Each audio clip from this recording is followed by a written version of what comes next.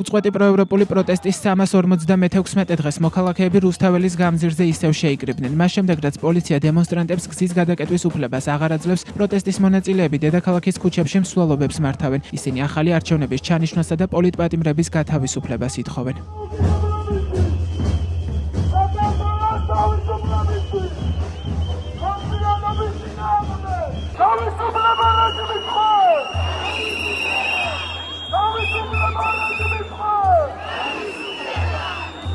ნოემბრის საღამოს აქციის მონაწილეებმა მარში პარლამენტის მიმდებარე ქუჩებზე მოაწყვეს. მსვლელობისას პროტესტის მონაწილეები პაულო იაშვილის ქუჩაზე შეჩერდნენ.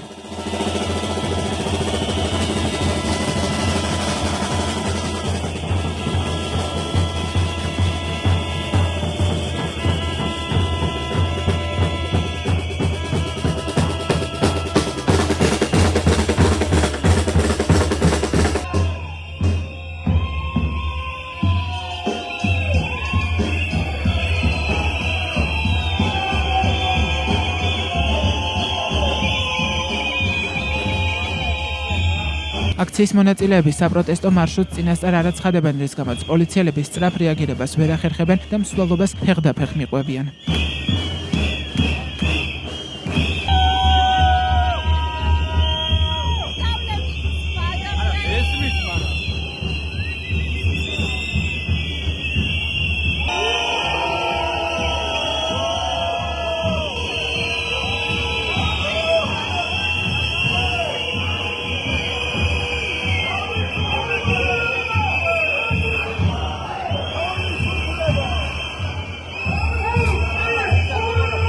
უწყვეტი პროევროპული პროტესტის 356 დღესაც მსვლელობა რუსთაველის გამზირზე დასრულდა.